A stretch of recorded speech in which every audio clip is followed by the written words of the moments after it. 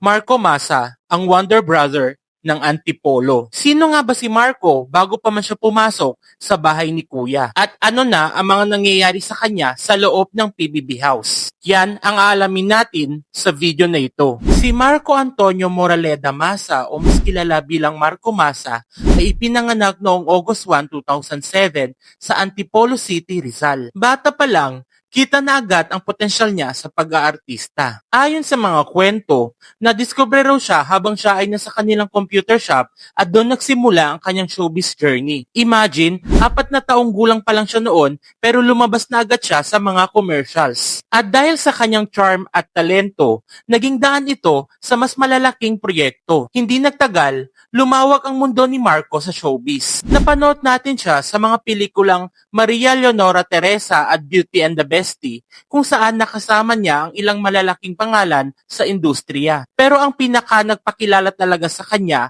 ay ang kanyang role bilang Nathaniel, isang batang anghel sa ABS-CBN teleserye na Nathaniel noong 2015. Doon, minahal siya ng buong sambayan ng Pilipino dahil sa kanyang inosente pero makapangyarihang pagganap. Matapos noon, patuloy siyang lumabas sa iba't ibang teleserye tulad ng 24/7, Maalaala Mo Kaya at iba pa. At ngayon, binata na siya, lumipat siya sa bagong yugto ng kanyang karir.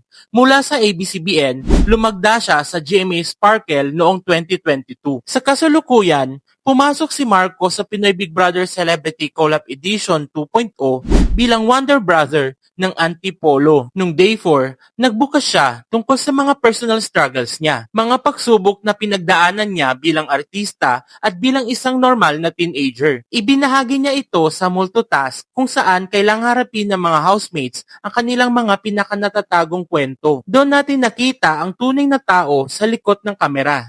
Si Marco na hindi lang artista, kundi isa kabataang may pinagdadaanan at may pangarap. Noong November 4, bumuo si Kuya ng Quadro Teams kung saan hati-hati ang mga housemates sa 5 grupo. Napabilang si Marco sa team na pinamumunuan ni Crystal. Sa mga tasks, pinakita niya ang pagiging masiyahin at cooperative.